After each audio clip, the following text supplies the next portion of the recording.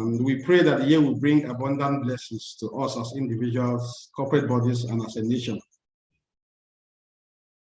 This webinar is brought to you by DCSL Corporate Services Limited, a leading corporate services firm which provides company secretarial, governance, immigration, and training services to diverse governmental, corporate, and individual clients across several business sectors in Nigeria.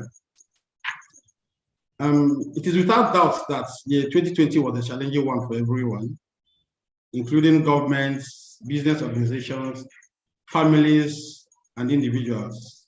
No thanks to the pandemic occasioned by COVID-19 that swept across the globe and brought monumental distortions to global business community and national economies. Year 2021 presented an opportunity to build what may have been destroyed, cover lost mileage, strengthen weakened bonds, and generally recuperate for what can be rightly be regarded as a devastating year. Nigeria was not left out in the struggle to rebuild and reposition the national economies. Indeed, the federal government made several efforts to bring the nation out of the economic doldrums and enthrone an inclusive economic prosperity. Data from the National Bureau of Statistics indicate that these efforts yielded measurable results, as can be seen from the 2021 year-end growth, which particularly represented a substantial improvement from the preceding year. Whilst the mild increase in oil prices played a part in the country's surprising rebound in 2021, growth in both the telecommunications and agriculture sectors were able to offset other economic shortfalls. Meanwhile, in late November, the government announced the abolishment of fuel subsidies from mid-2022 onwards. Well, we wait to see how this pans out, given the government's history of backtracking on petroleum price liberalization. Whilst consolidating on the gains and significant economic advancement made in Q3 and Q4 of 2022, the outlook for 2021, the outlook for 2022 is likely going to be that of optimism and consolidation. However, the downside risks are still palpable and will most certainly accompany the nation through its journey in the 2022 fiscal year. These downside risks include inflation, security issues, rising unemployment, which is pervasive, poverty, government inability to plan and implement a sustainable integrated framework, particularly for the youth, low vaccination rates, amongst other indices. All this, you agree with me, pose significant challenges to the realization of the anticipated economic growth. Furthermore, permutations on the 2023 elections are gathering momentum, and it is hoped that this will not imperil good governance, with its attendance negative impact on the economy. It is therefore certain that without doubt, a number of key issues will need to be addressed if the country plans to achieve the needed and meaningful growth, particularly considering the lingering effects of the ongoing pandemic. To expound more on these key issues and provide a comprehensive assessment of the opportunities, challenges, and indeed the threats that businesses should expect to contend with this year, we have on this call today a seasoned strategy and business consultant, Mr. Opeyemi Agbaje. Before I formally introduce Mr. Agbaje, I would like to welcome our moderator, Mrs. Audrey Jo Ezigbo. Mrs. Ezigbo, Jo Ezigbo is the Deputy Managing Director of Falcom Corporation Limited, a leading wholly indigenous midstream and downstream energy, gas distribution and trading company, which she co-founded in 1994. An accomplished professional, Mrs. Jo Ezigbo holds several master's degrees in finance, marketing, business administration from the Lagos Business School, University of Nigeria, and Nnamdi Azikiwe University. She is the first woman to have occupied the position of the president of the Nigerian Gas Association in the association's 22-year history. And she currently sits on the NGA Council as an ex-official member.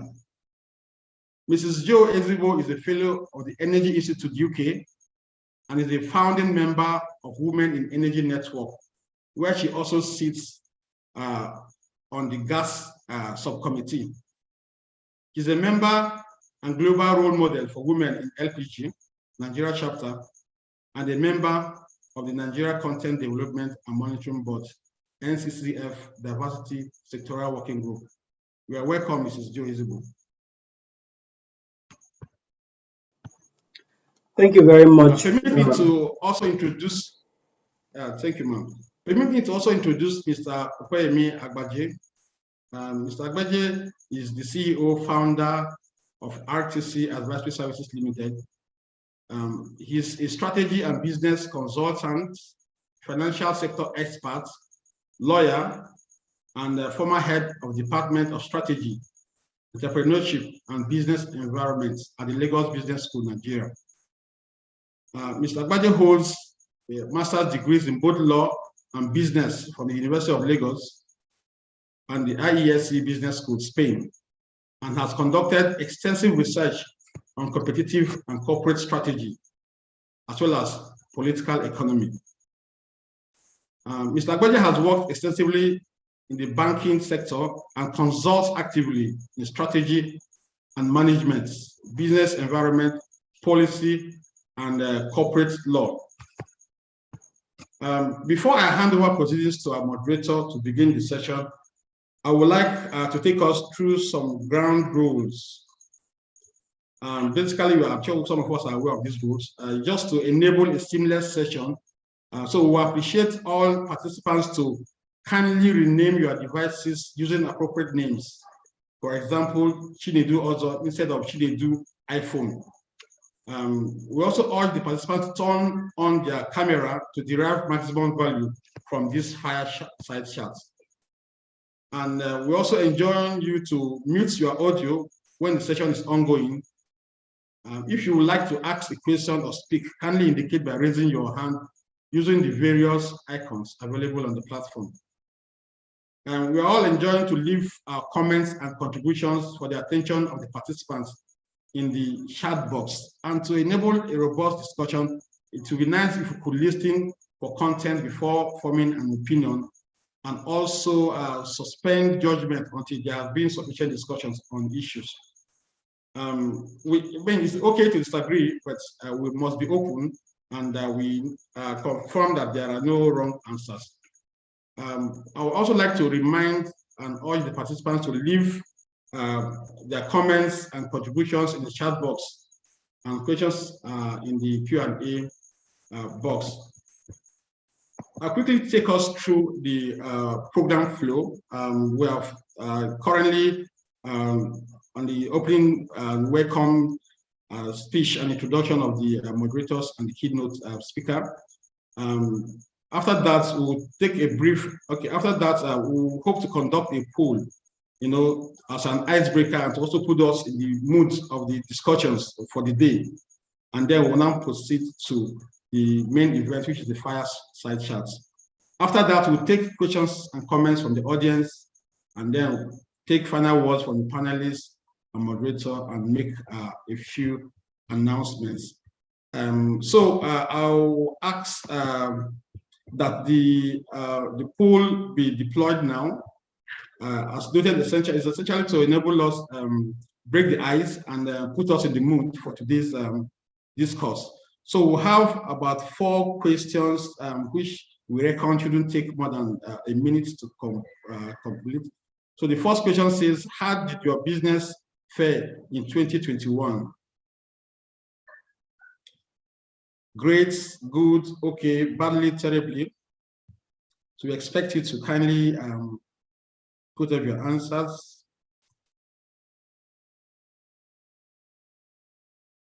And then, okay, are we done? All right.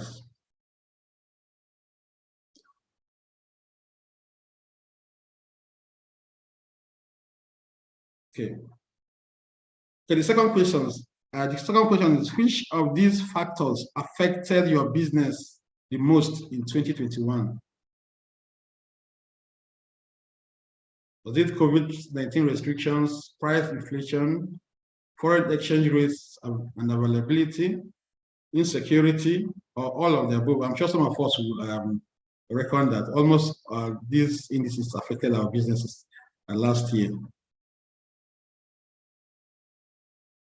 Okay, the third question is, do you think 2022 will have a better economic outlook compared to 2021? You just have to make a single choice, yes or no, undecided. And then the last question, do you think the forthcoming elections will impact the economic outlook for 2022? Of course, everyone says yes. Well, not everyone. Yes, everyone says yes. Yeah. Okay, so we'll quickly run through the results. The first question, how did your business fare in 2022? 56% said their business fared well, was okay. 22% said okay, good. 17% said great, whilst 6% said their business fared terribly in 2021. That's interesting. The second question, which of these factors affected your business the most in 2021?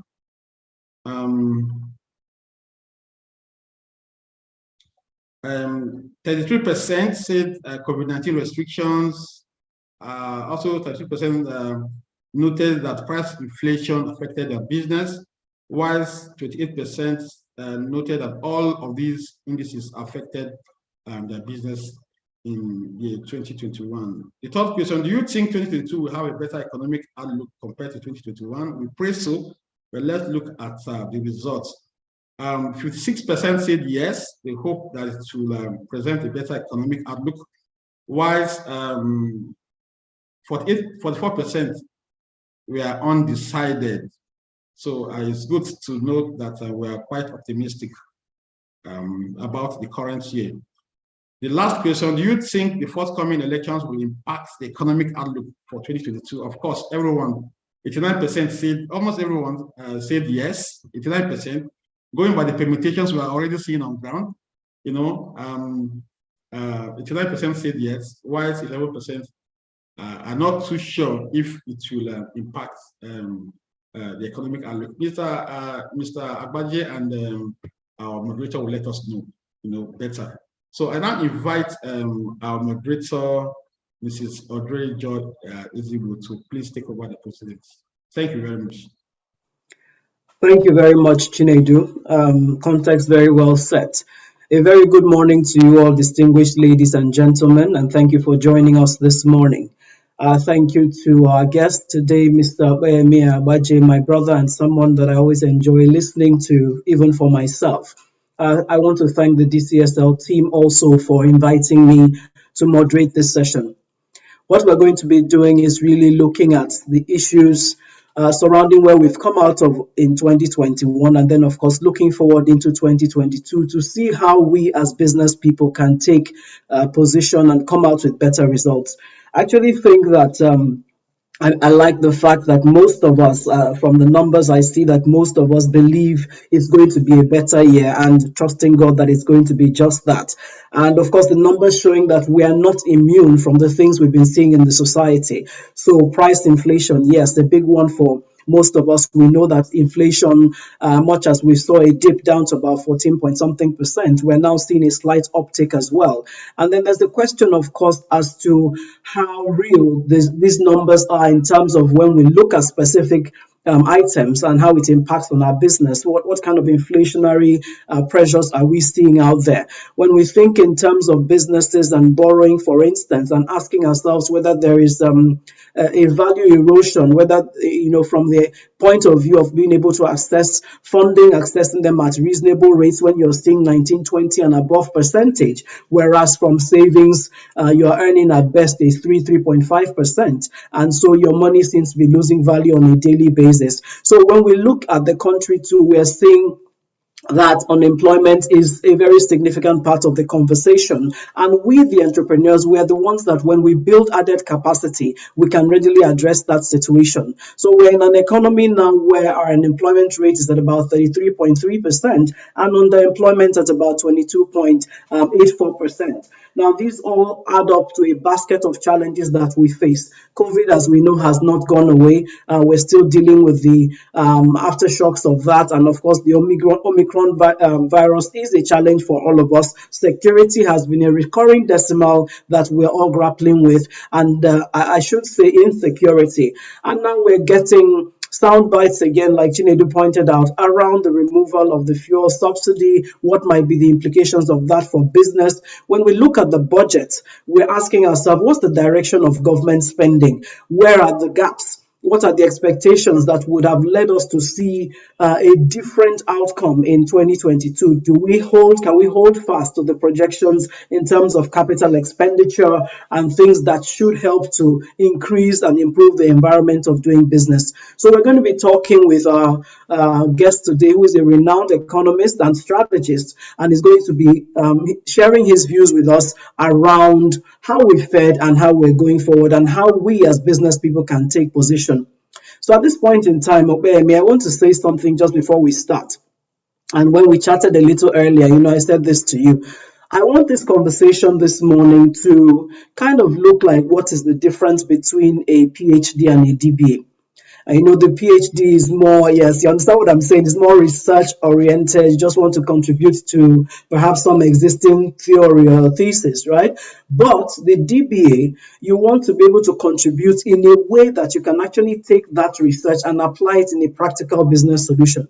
And that is what I think that the audience needs today, for us to have these conversations in the way that breaks down both the macro and micro issues such that we can tangibly make the right set of decisions in our business in 2022. So let me ask you first and foremost, when you look back at 2021, what were the big impacts in that landscape? From a sector performance, perhaps you want to just have, throw some light on that. Who did well, who didn't do well, why?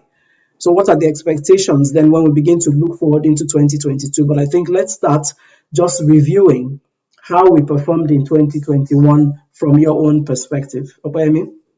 Thank you very much, Audrey. And of course, I should acknowledge the DCSL team, BC and a team.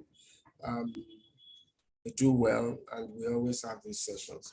As to speaking in what I call uncomplex language, Audrey, that's I think is what I typically bring to business and strategy and the economy. I tend to think the value of all these conversations is when the audience leave the conversation with insight.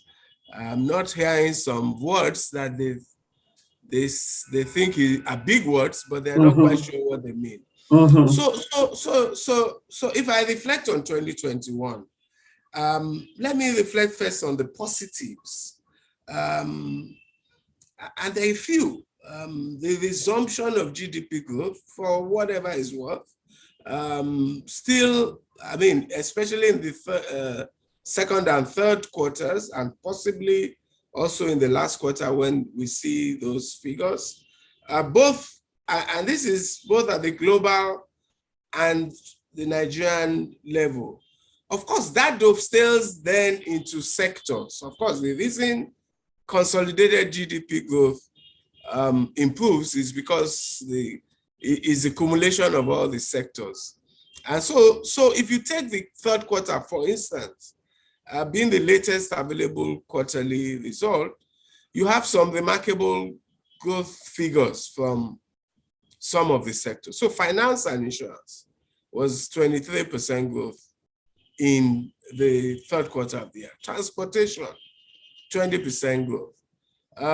Trade, 11.9% growth. Now that was significant, trade, because trade has been in negative perpetually since even the previous recession, not the last one. And so it's beginning to grow again. Telecoms, which has been the star of the economy since the deregulation and consistently ever since, grew by 9.6%, almost 10%. Health, 4.99%. Manufacturing even grew by 4.29%. Construction, 4.10%. And real estate, 2.32%. Real estate is also significant because that was also a sector that stayed in negative territory perpetually since the first recession, and through the second one. So we see now the big qualification, of course.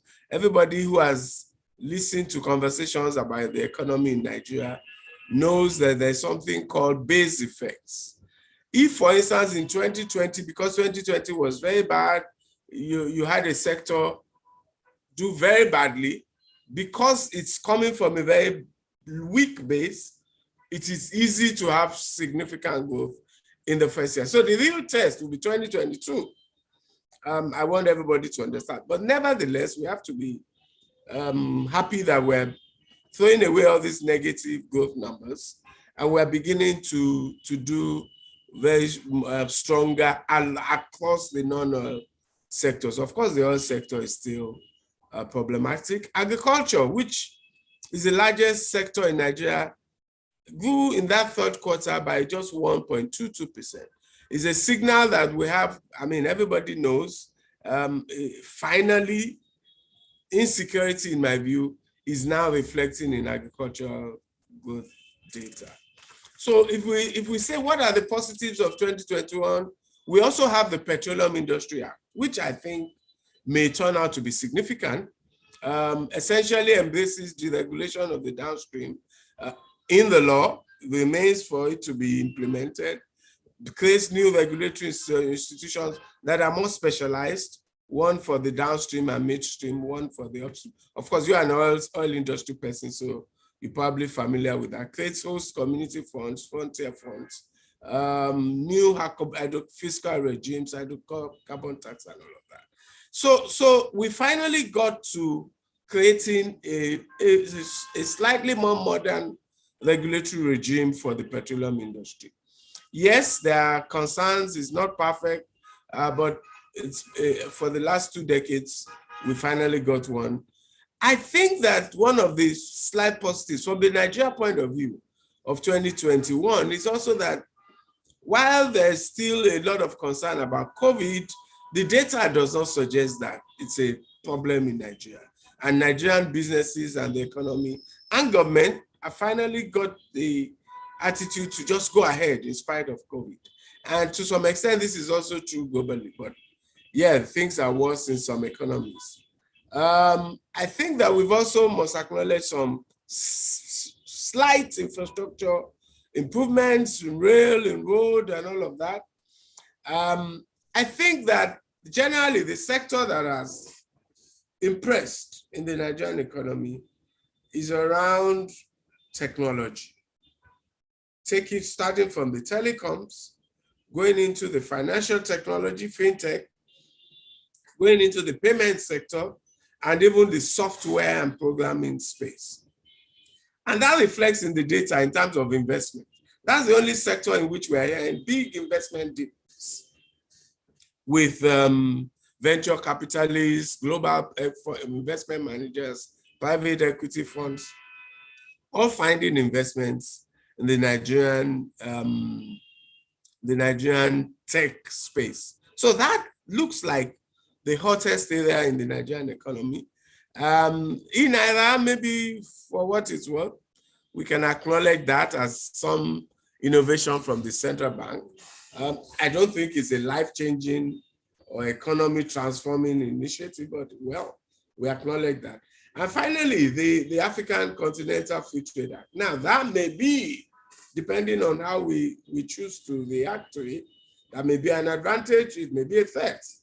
If Nigeria positions its economy and its businesses to seek continental imprints and to dominate across the region and the continent, it could turn out to be a very big opportunity for us. On the other hand, we could also get swamped by more enterprising businesses from other parts of the continent, including South Africa and all of that, and Ghana and all of that. We see businesses choose to go to Ghana for put their head office rather than Nigeria.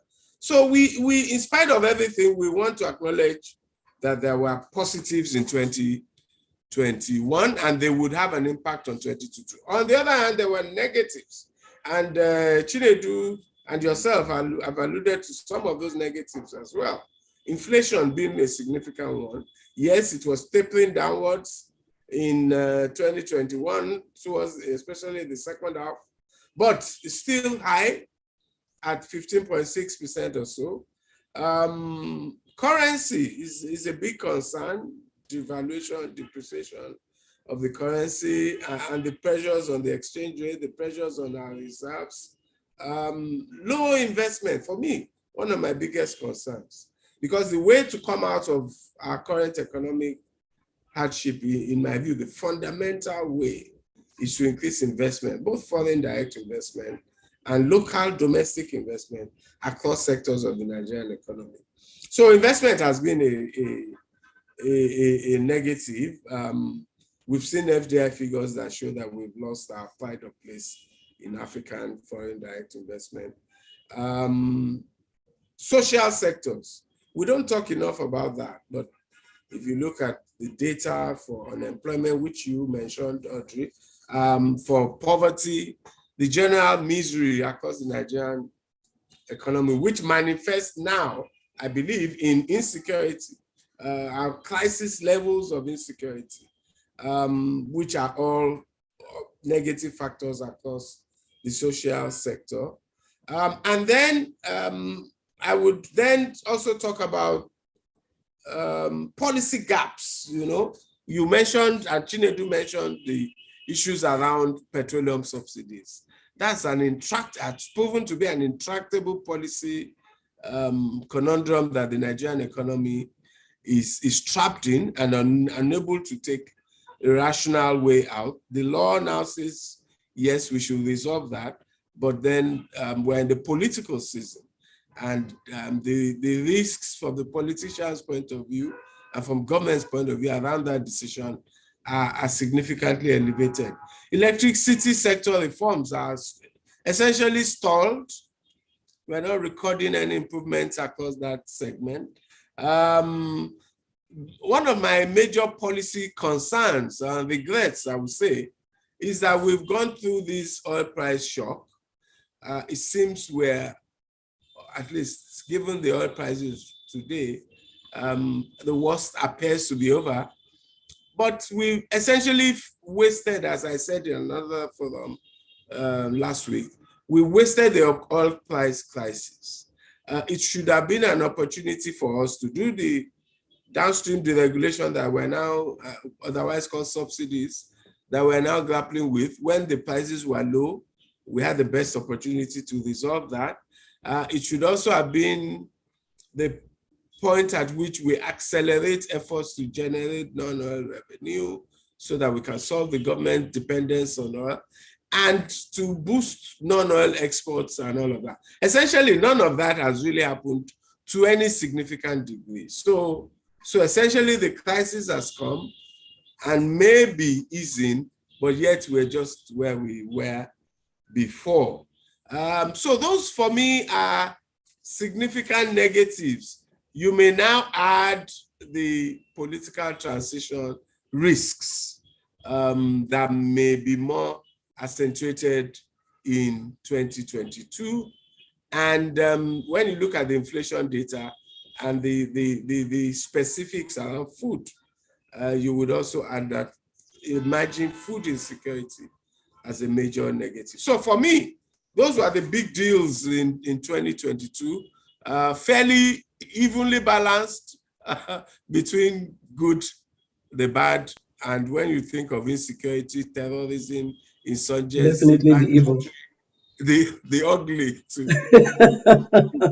Thank you so much, me. Excellent analysis, and you're spot on. I think that when we look back, we see a basket of positives and negatives, and we see this, in my view, both from the perspective of the government's own move, as well as, of course, the tenacity and resilience of the private sector, contributing in a very unclear space. So let me ask you now, if we come into 2022, So when we look at it globally, we see that both the IMF, the World Bank, everybody is kind of projecting that we're going to see a slowing of growth, right, over the next couple of years. But for Nigeria, there's a publication. The World Bank published a report, the Global Economic Prospects, and is projecting that our economy is going to grow by about 2.5%, which is slightly 0.01% above the earlier estimations in 2021.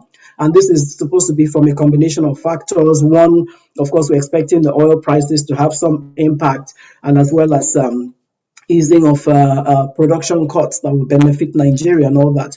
And I'm just wondering, in the same space, we're also having the conversation around the subsidy removal. I'm trying to, have us play out a scenario where it is actually done. And that it creates its own sets of distortions and potential impacts, especially plus or minus what Labour's reaction might be in that space. And you've made reference to the issue of elections. We have to face that as a reality. We're going to see some increased spending. A lot of that spending is not necessarily going to be channeled to productive activities and the like. And as it is, I know that there is some conversation around raising of interest rates globally and what the impact might then be back on Nigeria, especially if the US, does these 3 planned increases in 2022. So I'm just saying that as I look into 2022, I see a basket of potential outcomes or potential moves that can have significant outcomes for business, both from a cost and a risk perspective. And that's really where I want us to then go into that. When we look at all these different things, I mean, of course, an economy is a going concern in its own way too, and we can't get away from all these things. But for you, what do you think are the risks and the opportunities? When we're talking about strategy, that common saying is that you can model risk, but you can't model uncertainty. And I think that coming out of the pandemic itself, we saw strategy begin to wear a new set of clothes, right? It's not quite, doing strategy is very different now. So I would like you to take it from the point of view of, as you look forward into the economy, keeping all this in perspective, where are the opportunities, what are the risks? And then let's now get into that conversation around strategy. How do you as a business do strategy in this kind of an uncertain environment? Thank you very much, Audrey. Now, first point I want to make, I didn't mention one of the major risks, which was big in 2021 and which will continue to be big. So let me remedy that. The fiscal risks around debts, around debt servicing, around deficits in the budget, and all of that. And indeed, around the structure of our budget spending, which continues to be predominantly recurrent expenditure and debt service. I thought it was important to include that in the picture because we're going to grapple with this going forward. If it's either we rapidly increase revenue or we begin to get more and more dysfunctional as a government. Now, so let me go back to your question. Let me start with petroleum subsidies. Like I said earlier, we wasted the best time to deal with that issue because when oil prices were quite low, if we were deregulated at that point, oil prices may not have risen so dramatically, and it would have been a deregulated market, and perhaps Nigerians would have been prepared to accept if they had enjoyed a deregulated or at least endured even a deregulated market for 2 years if prices now had to go up. So we lost that opportunity, and we're now trying to deal with that issue at possibly the most awkward period for the government when an election season has come. The major signal I think I take from our friend during Salami's appointment as chief economic advisor, if one wants to be positive about it, is that it suggests a focus on economic policy and difficult decisions. And so perhaps that's an indicator that suggests that perhaps government wants to deal with these difficult economic decisions and probably needs somebody, an anchor person for that purpose. On the other hand, it's difficult for me to see the politicians in government and so on agree to deregulation of the downstream this year.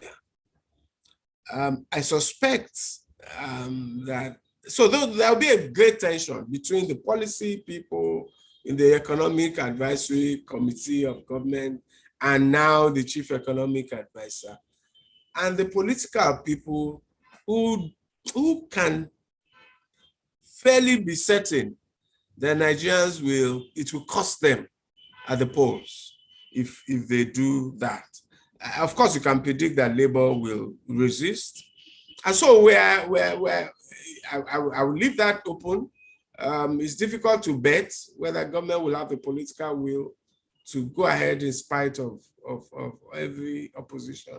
If they want to do it, the best time to do it is now, while the election is still at least over a year ago. As we go further into the year, it will probably become impossible to do subsidies. Now, let's move to oil. Oil prices have shown significant recovery, and around $80 per barrel now. Fundamentals do not suggest aggressive oil price growth. Indeed, if you then look at it from the point of view of geopolitics, the US is now in the midterm election season as well. And oil prices are hurting the Democrats and the Biden administration with inflation rates that are in the US, and those inflation figures are essentially down to the oil prices, and maybe a little bit around supply chains, the disruptions around. But the biggest factor in the mind of the voter are the oil prices and the prices at the pumps when they get their gas. So you may expect that Biden's policy posture may finally shift in favor of finding lower oil prices before the elections, which means, as we all know, that it could begin to put pressure on the major oil producers. It could begin to take a more liberal policy posture on climate. It could begin to take a more liberal policy posture on pipelines and things like that. The consequence of which, and of course, it could release significant amounts of US oil stockpiles. The consequence of which will be to lower oil prices. So I would suggest that we may face pressures on oil prices, downward price pressures on oil prices, combined with the fact that Nigeria as a nation has not been able to meet its production quota. So that means, again, pressure on the budget. We don't meet production, there's pressure on oil prices. That means reserves go down, which then links us to the third peg in my conversation, exchange rates. Because of course, by the time you're not getting what you need on revenues on oil, you have pressures on your currency. And so again, in 2022, we clearly will have pressures on the currency.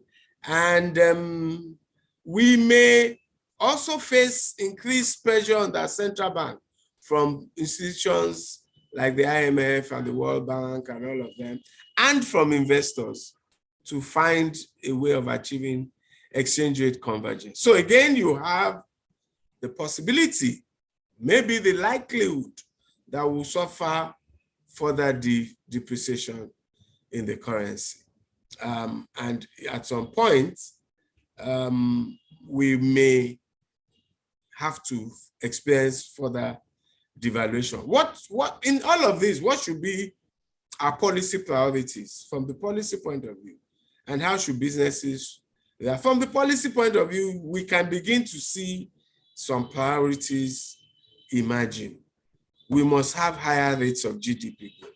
we should not be fooled by 2022 data. It's good, like I said earlier, but we were coming from very weak basis. So it was easy to have 4% growth, 5% growth when you had a negative of -6 in 2020. So this is now when the test really comes to get 5, 3, 4, 5%. Of course, that's why everybody's saying 2%, 2.7, 2.6. Those are the expectations for GDP, which, as we all know, is not good enough. If we have 2.7%, 2.6% GDP growth, which is just about or lower than the rate of population growth, our people will continue to experience poverty and unemployment. So we need stronger growth.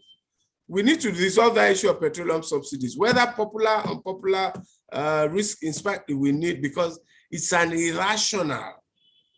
Every nation that is an oil producer rejoices when oil prices go up because their revenues are enhanced.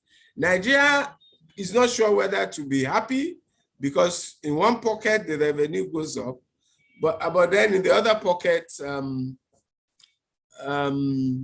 the subsidy bill gets higher. We need to enhance public revenue. I've hinted at that. The government is focused on that. It's easier for the government to focus on enhancing public revenue, increasing VAT, finance bill to increase things. But yeah, it's important, but we need to do other structural reforms as well. We need investments, which is why the rate convergence issue is important. We need foreign direct investment and we need domestic investment. And even domestic investment, we've seen investors who have chosen to convert their wealth into foreign currency and bring it in Naira when there are opportunities to be taken, rather than to invest in the Nigerian economy. So the issue around exchange rate convergence is not just for foreign investors. Even domestic investors are moving into dollar and staying in dollar and only coming into Naira opportunistically. So that means that we must deal with the issue of exchange rates and harmonizing them and achieving convergence if we must have investment. Can I jump in here and just ask a question? And please don't, I know you have some other points. We can come back to them. No, please. go on, yeah. I'm thinking, as you're speaking about the exchange rates. Now, this is a reality for a lot of them, but some people are seemingly immune in the sense that they may not transact directly in foreign currency, but somehow we're all impacted if we're doing business. So let me just share a quick personal experience. Last year, for instance, on some project, I needed to raise $1 million. Now, in the scheme of things, that's not much, but trying to now make sure that you get it at the official rates or through one of the windows to make sure that at least your project economics make sense. And many things are happening at the same time. Your banks are bidding for you. You're trying to raise $1 million. They come back and tell you, oh, they have $12,000 this week. After another 3 weeks, they come and tell you, okay, they successfully got $26,000. And you're sitting back and thinking, how on earth is this supposed to add up to $1 million and over what period? Because you also have contractual terms that you're trying to abide by. You have a payment window, and there are liabilities and indemnities that are attached to your defaulting on those payment clauses. And ultimately, then what happened was you still have to go back to the parallel markets, right? And which in itself, that's, I remember a period where almost overnight we had almost a 200 naira differential for some period in the market. Now, when you think about how this impacts on your project, because at the same time for us, there was an escalation in the global price of steel. So all these things just add up to a very uneasy environment of business. So as we go into 2022, with all these other things that can create pressures, I'm thinking oil prices, there's potentially going to be a drop that's going to impact on government revenues. We're seeing even domestic investors, everybody's trying to hedge. So how should we then play in a 2022? For those of us who have that dollar exposure directly on our businesses, I'm just wondering, if you have some suggestions around that for the audience.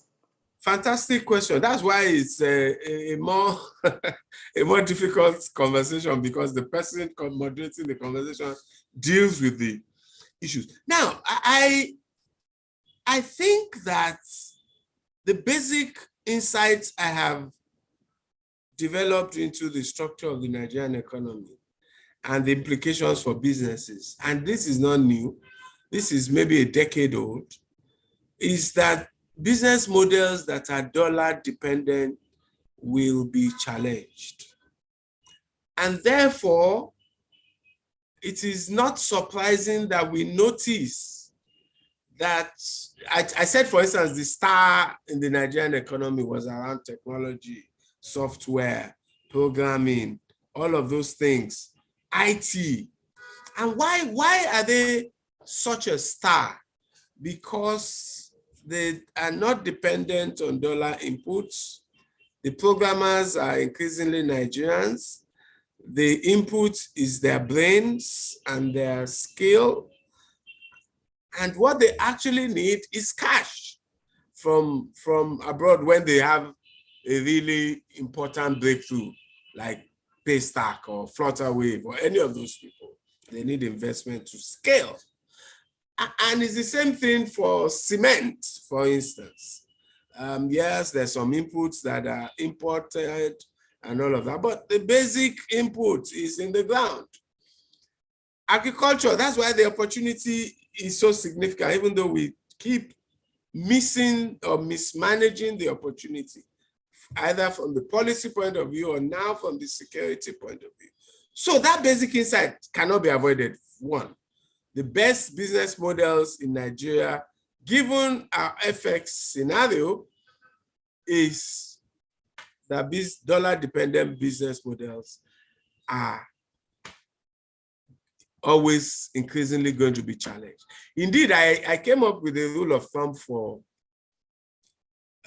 fairly arbitrary rule of thumb, but for clients of ours, I always said, if the dollar input is higher than 25% of the project cost, you can anticipate that there's going to be problems. So there's nothing we can do about that in the short term. Look, I joined the Nigerian banking sector in the 80s. In 86, the exchange rate was 66 kobo to the dollar. I saw it go to 3 naira. The first SAP or SFEM auction, it was called then. I saw it go to 4 naira. I saw it go to 10 naira. I saw it go to 18 naira. I saw it go to 22 naira. I saw it jump from 22 to 80 naira. I saw it move from 80 to 111 or 110, around that 110 for a long time. Now, the question Nigerians should ask is, around that 198, 100, there was stability for a long while until the oil price collapse happened with the global financial crisis. The question we should ask is, why was that long period of stability until that oil price shock arising from the global financial crisis? Because policy improvements were happening. We were reforming sectors. We were reforming telecoms. There was investments flowing into the Nigerian economy, into the telecom sector. We reformed pensions. We reformed banking. We reformed so many sectors. We wrote a bill for solid minerals. The only way we can reverse or at least slow down devaluation of the Nigerian economy, and that's why I've been stressing the issue around investment, is when we do structural reforms, policy reforms, we open up sectors, we open up investment. When there's a big flow, I know that under Soludo as CBN governor, for a long time, the government of Nigeria was not funding the FX market. There were independent flows of FX through investments in the oil and gas, in telecoms, in pensions, in all of those sectors. And then there was private equity flows, investors seeing opportunity in the Nigerian economy and beginning to take it. So bad news, Audrey, is that there is no, in the current environment, the FX challenges will continue. Now, what can businesses do? Find dollar hedges, find dollar income, reduce dollar inputs, all of those actions to look for alternative business lines that balance the dollar inputs and earn some dollar income. But of course, that's not available to every sector, for instance. So I understand that. But even if we did the PIA, for instance, in the oil and gas sector, there is no reason we shouldn't earn dollars from refineries. If Falcon Gas built a refinery, if the Petroleum Industry Act allows deregulation to happen, and then you can build a refinery, and then you can export across West Africa or to Singapore or Malaysia or anywhere. Those are the only substantive things we can do. So we can look for hedges, we can look for dollar income, we can look for dollar investment, we can look for independent sources of FX that then reduce the pressure on CBN supply of dollars. Now, that's my immediate suspicion around the FX scenario in 2022 and beyond. Right, thanks, Obeyemi. Now, I totally get that. And the reality is that for many of us, there are, if you are in certain sectors, like you said, where you can begin to think of import substitution, you can begin to think of what are your local alternatives. But we also have a huge infrastructure deficit. And for some of us, our businesses are around contributing to the development of that infrastructure, and your inputs are not local. So when you were talking earlier, you pointed out the fact that the manufacturing sector had grown by about 4.29%.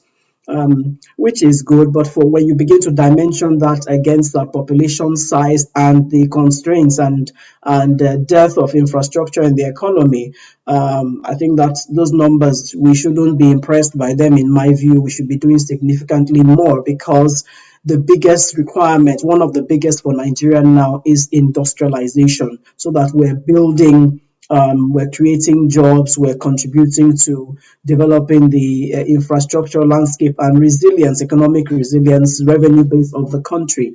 So it is difficult terrain for a lot of players. But I hear your recommendations in terms of looking for dollar hedges, seeing everywhere you can reduce the dollar requirements. And this is really, when we're talking strategy, the way that all of us are having to look at our businesses and our projects and ask ourselves very distinct questions around where the efficiencies are in the local environment. How do we mine them? And then, of course, bringing the diversification of revenue question even into your own business. I think this is a great time for mergers between different, business concerns. So when we look, whether within our industries, even across industries, and we see potential investment opportunities, then those of us that have capacity can come together and try to take on those opportunities and bring them to the fore and actualize those kinds of projects. So I truly, totally get where you are. It's not going to be easy, but I think this is the mindset that we as business people need to have in this season, that we can't just spend time complaining. We have to put our thinking caps on and do what we can to change it. So we were talking about the opportunities, the risk, and how we can do strategy in this environment. Before I interrupted you with that question around Forex. So maybe I allow you to continue at this point. Okay, thanks, Audrey. Let me agree with you and about that imperative for strengthening local capacity through mergers. The other reason that is important, which I've alluded to earlier, is the Africa Continental Free Trade Agreement. If we want to go across Africa and take the opportunity of dominating the continent, building, expanding our business sector through continental markets, access to continental markets, then probably you need to strengthen capacity. Yes, so I was talking about policy priorities, and then I'll very shortly move to the strategic imperatives and sectors. So I had talked electricity sector reform. We can't run away from that.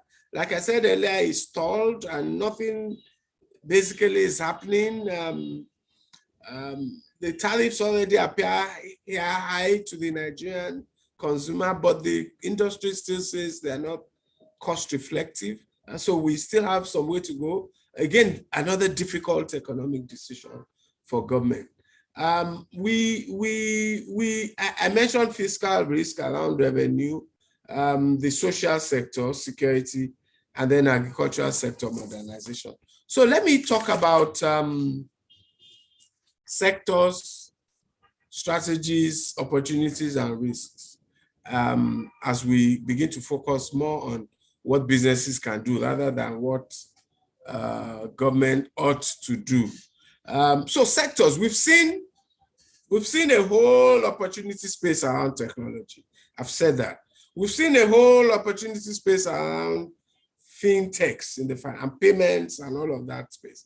I think that opportunity will continue to be available, and I suspect that the financial sector, plus the ICT sector, plus the telecom sector are going to be engaged in a battle for market share in that sector. That will be an opportunity. We still have the imperative of agriculture sector modernization, and there still remains an opportunity there. But my fear is that that opportunity is becoming increasingly notional.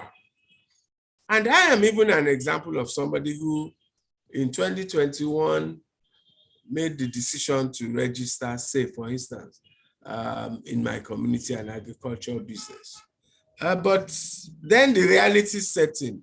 You know, today, if you want to do a farm and you want it to be viable, you probably have to have a fence around it. Now, that immediately renders the project unviable because of the influx of cows and so on that can eat up all your commodities. So then you now have to move to something that cows don't eat.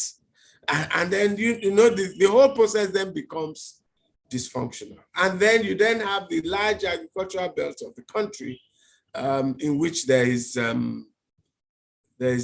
almost total breakdown of law and order. So that's I would still say agricultural modernization and the value chain remains an opportunity, but then it's becoming more and more difficult for our people to take the opportunity. And policy must move to restore security and rationality in the sector. I said that real estate and trading showed some revival in 2021, which is very good news. And we should see that accelerate in 2022 and beyond. The health sector was also, I mean, for most of the last few years, the health and education sectors barely showed 1% GDP growth. Sometimes they were negative. But we've seen investment in the health sector, and it's beginning to show in the data. Most people, most Nigerians, including businesses, have now realized that there's significant opportunity in health, in education, and particularly health, because in some sectors of education, there's overcapacity.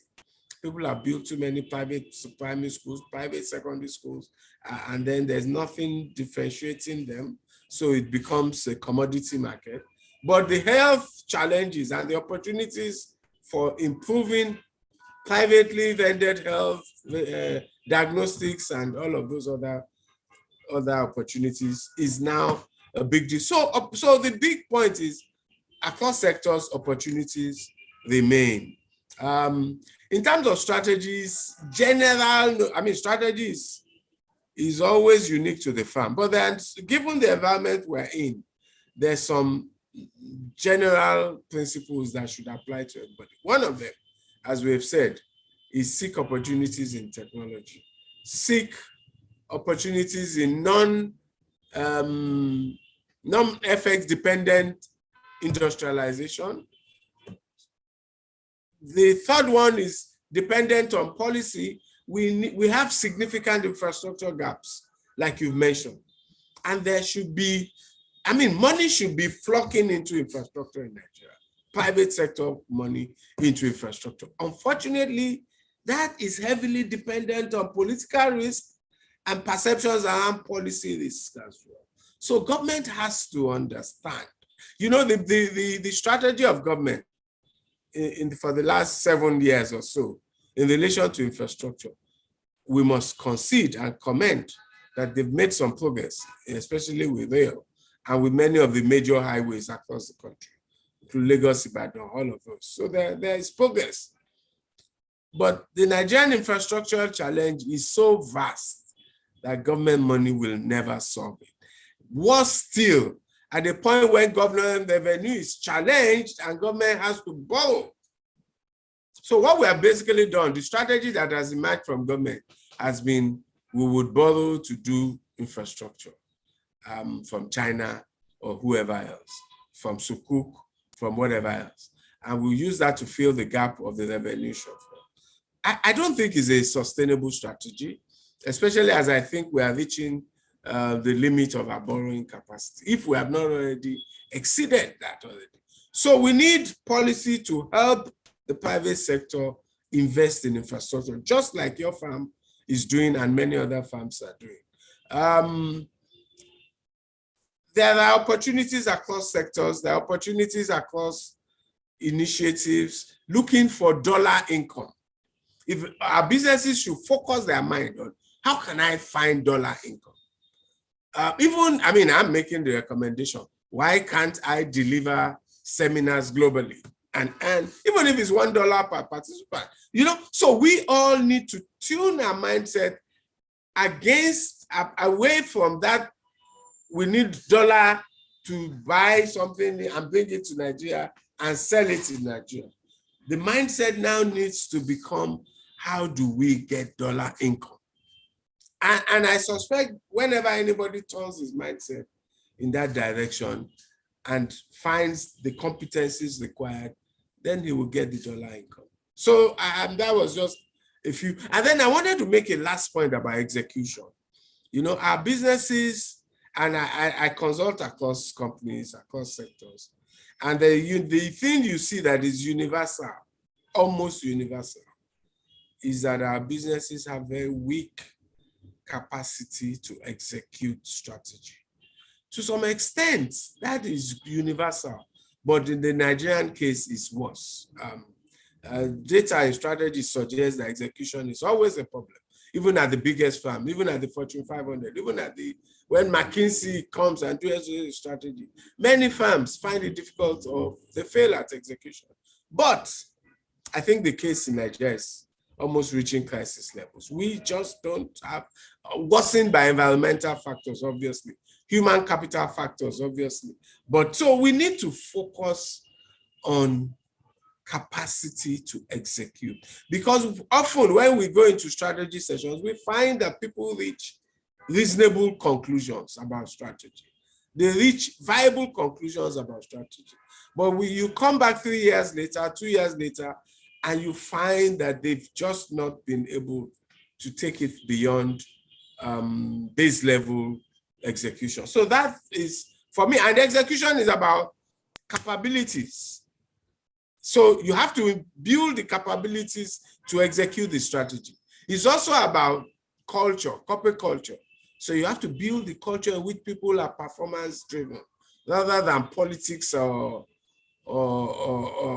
social driven, if there's something like that. So I just wanted to share those thoughts on them. Thanks, Obeyemi. So I hear you in terms of execution, and I was just thinking, you're so right. It is a challenge, broadly speaking, and sometimes though it's really that beyond the putting the strategy in place, almost on a daily basis, you have one new fire to fight.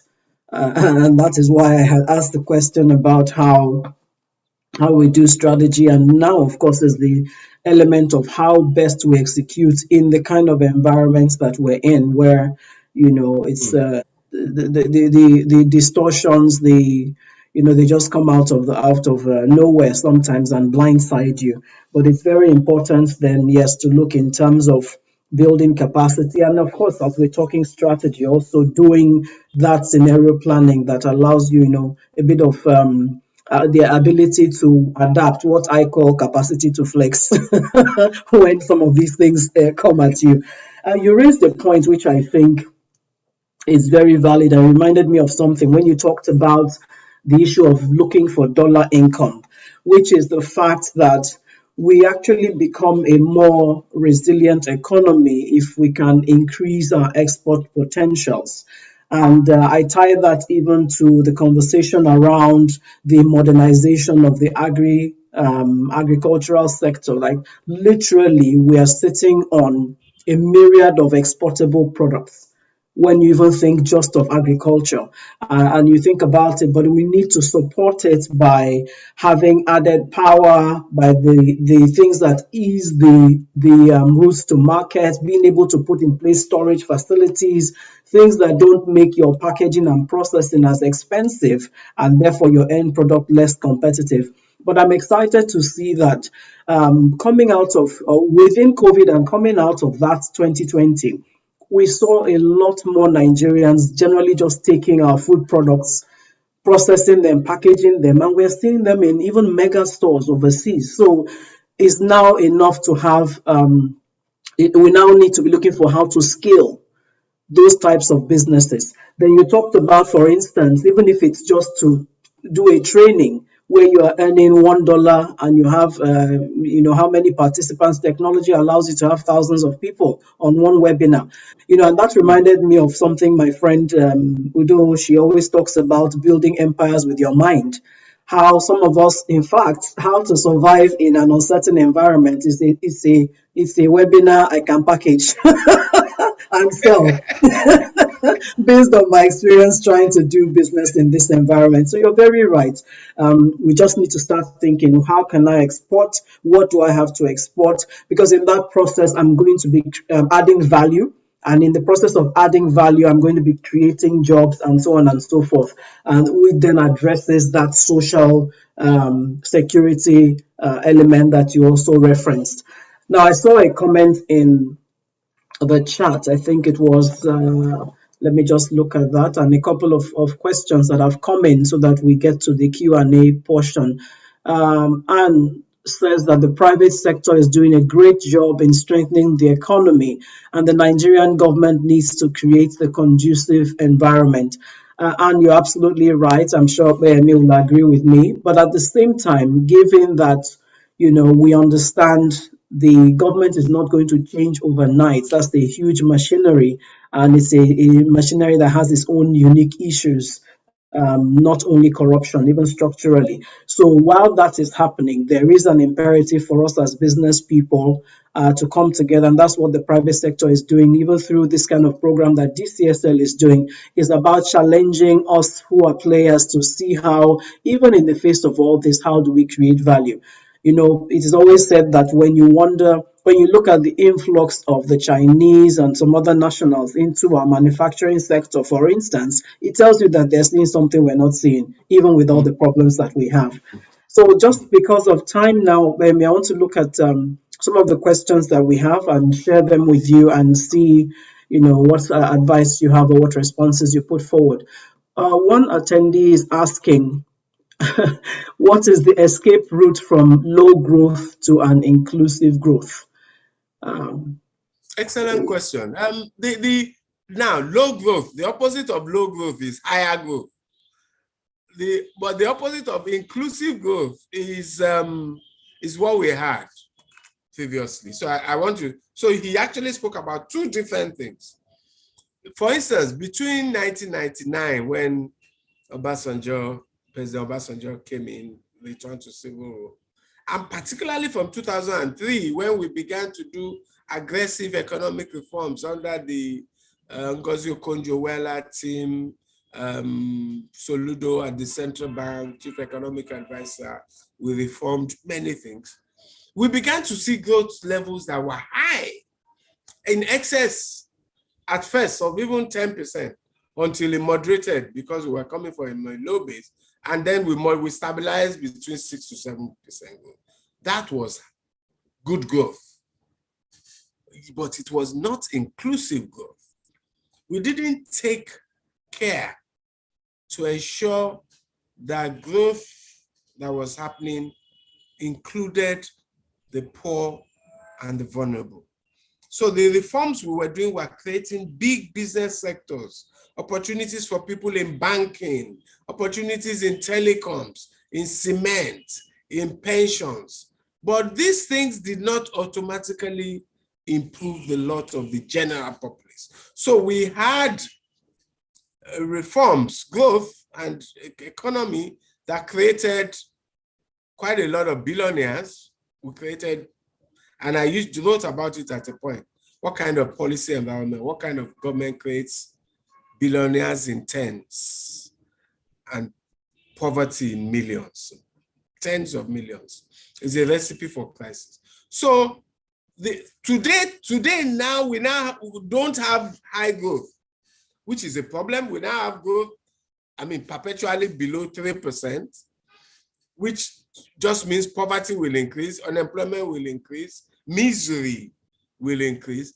And then what still, it now further, of course, excludes the majority of our people. So poverty also increases and everything increases. So now we must find higher growth. I think most of us in the economic conversation space in Nigeria, and whoever you speak to, I know the view of every one of the major economists in this country. We all agree that you need a minimum of 7% or so in Nigeria for us to be okay. A minimum of 7% GDP growth.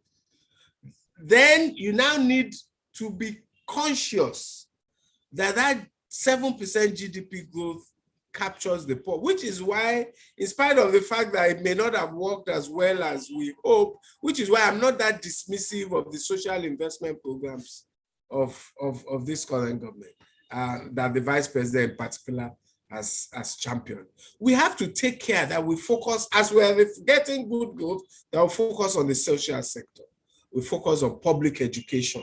And education and skills is the key to taking people out of poverty and unemployment. So we have to be careful to focus on public education, skills, technical schools, all of those things that will give people the competencies to survive in this growing economy that we get, where we get 7% growth. So it must be higher and it must be inclusive. That's what I would say. Now, how do we get that? We get it from one, increased investment. And that's why you can see that every time I keep going back to the issue of investment. It is the investment in sectors that will generate the growth that will give us it is that growth, that expansion of sectors that gives you jobs, that gives you the opportunity to supply things to growing businesses, that gives people more employment. As firms grow, they employ more people and all of that. So the core of it is, how do we get investment back in sectors? And the answer to that is that you must be reforming those sectors. For instance, it's clear that we have not reformed a solid mineral sector. So the opportunity in that sector is being taken illegally. The opportunities in our solid mineral sector is being taken illegally. How can we do that to ourselves?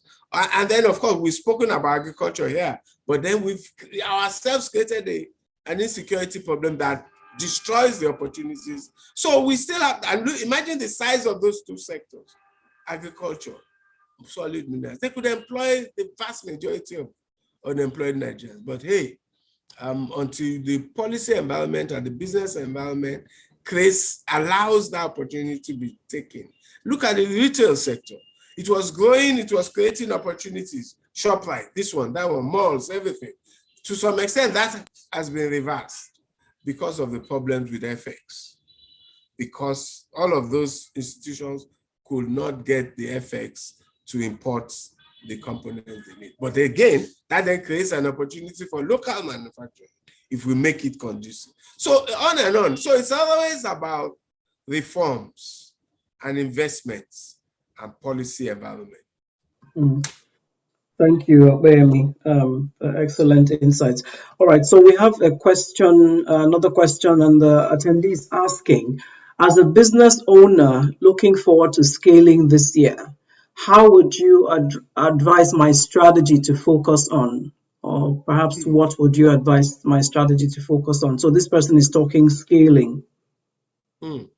Okay, fantastic. And I wish you the best of luck and the best of fortunes as you seek to scale your business. Now, that's good news. That question is the type of question one is happy about, because for you to be thinking of scaling, you've probably built a fair foundation for your business. Now, again, I said something, execution is about capabilities. Scaling is also about corporate capabilities. So please, my brother or sister, focus, ask yourself this fundamental question. What are the critical corporate capabilities I need to put in place to successfully scale? At the core of it will be people. I don't have to be in your company to know that. At the core of it will be people. There may be finance. How am I going to get the finance? That finance does not necessarily mean borrowing. Sometimes you should examine your business model. But for you, I suspect that for you to be thinking of scaling, you probably thought through a good business model. So how are there opportunities in your business model or in your industry for internal financing? Are you getting what we used to call spontaneous financing, when perhaps buyers pay? Do they pay in advance? Could they pay in advance? It depends on your business model and your industry and the conditions prevalent therein. But of course, if you have to borrow, then you must think through that. So once you need to get external financing, how do you get it? Is it debt or equity? You have to ask yourself those questions. And you have to get the right answers, realistic answers to that. So I've mentioned people, I've mentioned finance. Are there partnerships you could consider that reduce the imperative for whether more people or more money? Are there alliances, joint ventures? Are there people you could partner with so that you leverage what you don't really have to create inside your company? You get it from outside. Partnerships and joint ventures. So people, machinery, systems, strategy. You must ask yourself all of these questions and then begin to put them in place. Like I said earlier, execution, because now you want to scale. So, and you probably have some strategies, or if you don't, well, you could talk to us at RTC. But it then remains, how do I execute? How do I execute? And so you should focus on capabilities, including of yourself, which obviously you are doing by staying on this webinar, but maybe you also need one or two other programs, one or two other training. Identify your, I won't say weaknesses, but those areas in which you need to be stronger.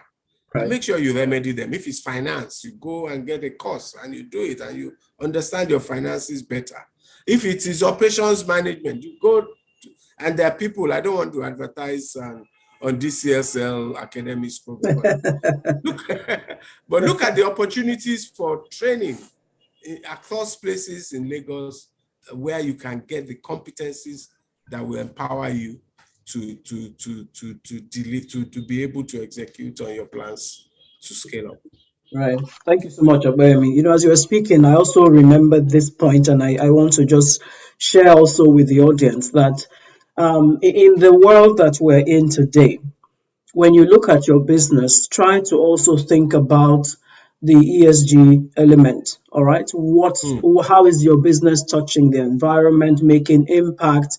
And the reason this is also important is because we actually have a basket of funds that are available to people who are doing businesses that have an ESG component. And what this means is that even in terms of the being able to raise money for your skill for a project, for instance, if you position it properly, you may be able to appeal to some of those kind of institutional financiers, and it takes you out of the narrative of the high interest rates that you see in some of the commercial banks and that. And of course, this also then needs you to be researching who are those people, which ones are interested particularly in your industry, which ones are playing already in Nigeria and things like that. So you'll be surprised the basket of opportunities from that funding element that is available to you. We have just a few minutes left, but we have a couple of, I think, one or two more questions. This attendee is asking, for dollar income, can we begin to think of exporting technology? And he or she says there's currently a migration, for example, of software engineers and data scientists abroad.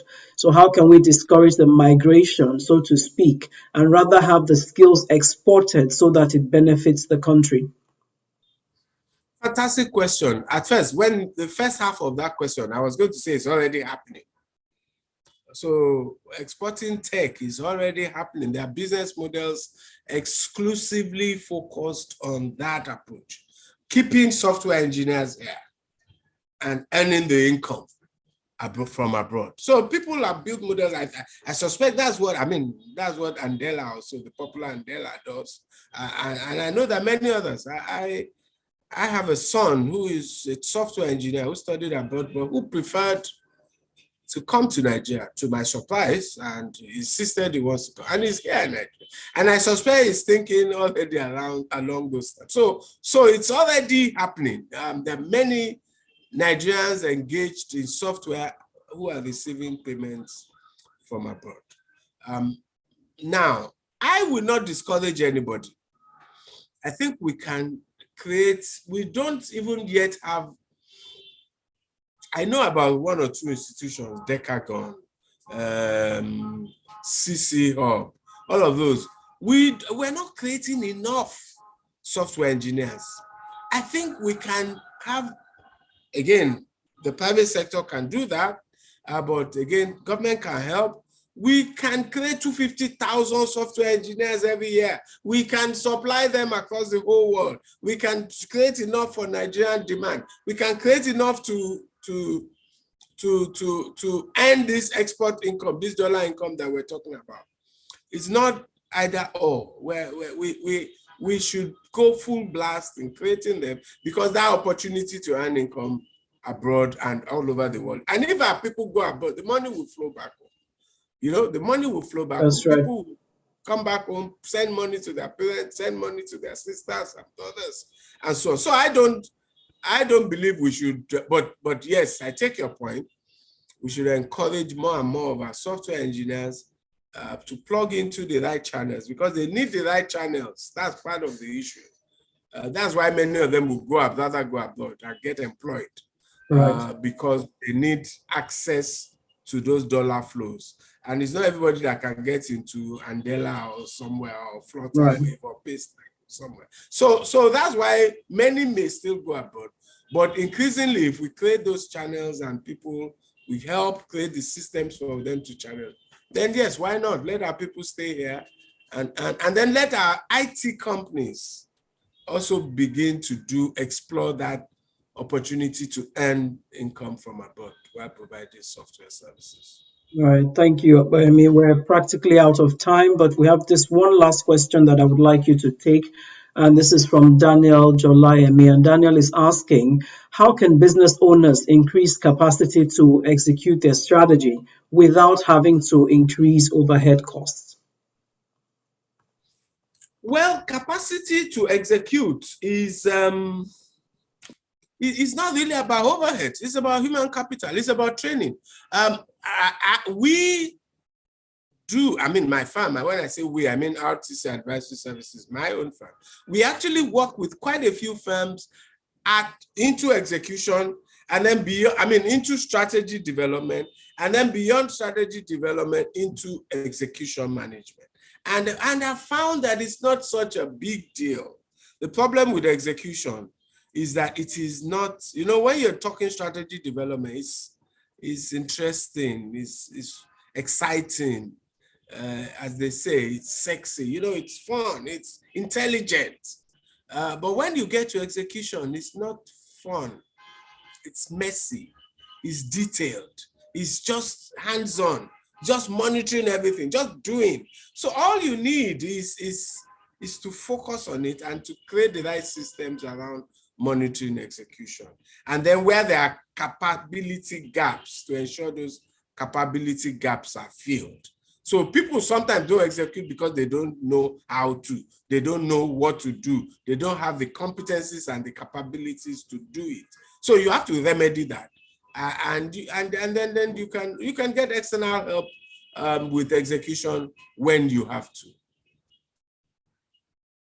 All right, thank you so much, Obayemi. I will just invite you to, in the scheme of everything we've talked now, just take a minute and give us your closing thoughts.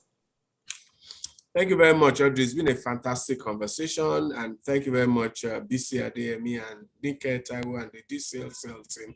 I've enjoyed myself, as you all may be able to see. Now, 2022 is, like I said, the outlook is fairly balanced between positives and negatives, as you may have been able to determine. I suspect that it will be a better year for us. It presents opportunities. We're in recovery mode, we're in growth mode, and then where sometimes adversity helps. So we've passed through a period of adversity that has toughened us, given us some resilience, as Audrey has pointed out, and the opportunities are fairly expansive across sectors. The risks appear significant as well. We didn't talk much about the political risks. I suspect, as we always do, we will manage them and we will get through them. I'm more worried about the breakdown of law and order in many parts of the country, which is an X factor. But that's government's work to do.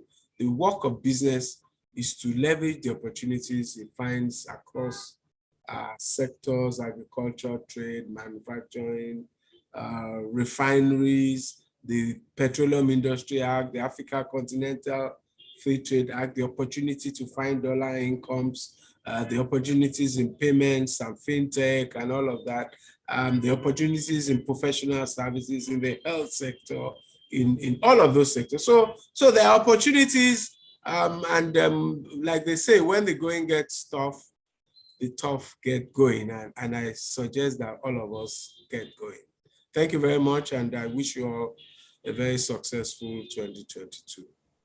Thank you so much, Obayemi. Always an absolute delight and always a great learning experience speaking with you, listening to you. Ladies and gentlemen, we've come to the end of today's fireside chat. I believe it has been as of immense value to you as it has been to me. A lot of nuggets. The essence of this session was to tweak really our thinking, help us to be able to go back with actionable information, look at our business models, take a second look at our industries, ask ourselves where the opportunities are, and see how we position for a more robust 2022 in our businesses, even given the challenges that we see in the landscape, and indeed helping us to better position to execute successfully despite those challenges. So we thank you for your time and for staying on to the end. I believe that if you still have any added questions for Mr. Agbaje, you could probably reach out to the DCSL team, and I'm sure Obayemi will be happy to address any that come his way. So let me also lend my voice to say thank you to DCSL. I've really enjoyed this session today. I appreciate the honor and opportunity to moderate. So thank you to Mrs. Bisi Adeyemi, Chinedu Ozo, Nike Taiwo, and the entire DCSL team. It's been a fantastic session so far, and I wish every single one of us the very best of the rest of our day. Thank you. Chinedu, over to you.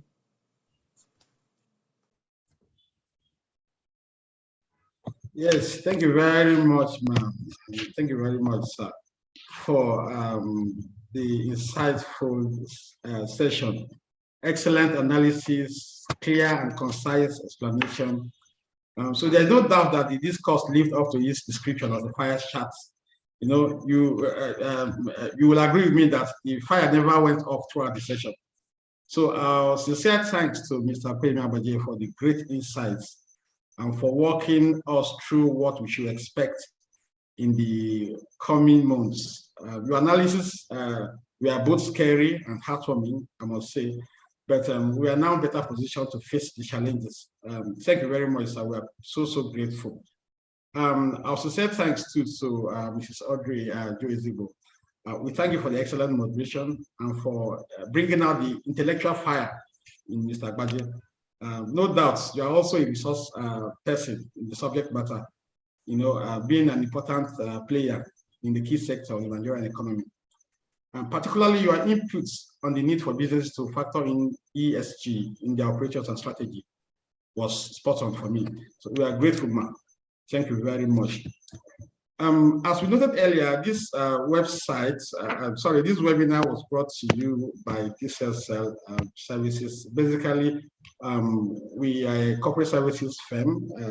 We provide mainly company secretarial, governance, legal advisory, training, and executive selection services. So we are happy to welcome you as our partner, as our clients in any of these areas. Just to let you know that the next training that will be provided will be on HR. It will be a HR breakfast session with the team, the human resource, a corporate strategist. It will be coming up on the 27th of January 2022. We enjoin you to kindly endeavor to attend.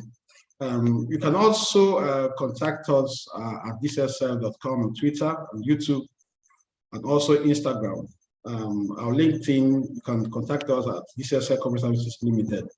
So we are grateful to our facilitators for making the session worthwhile and for preparing us for what lies ahead of us. Regardless of the challenges, we hope that the lessons we have learned today will impact our businesses and help us to be more equipped to face whatever comes up. Thank you, Mr. Agbaje. Thank you, ma'am, for your time and for honoring our invitation. To the audience, we also thank you for making our time to attend today. We look forward to welcoming you to our future webinars and to also welcoming you as our partners, our clients. We thank you for your time and look forward to seeing you again. Thank you very much and do stay blessed. Thank you.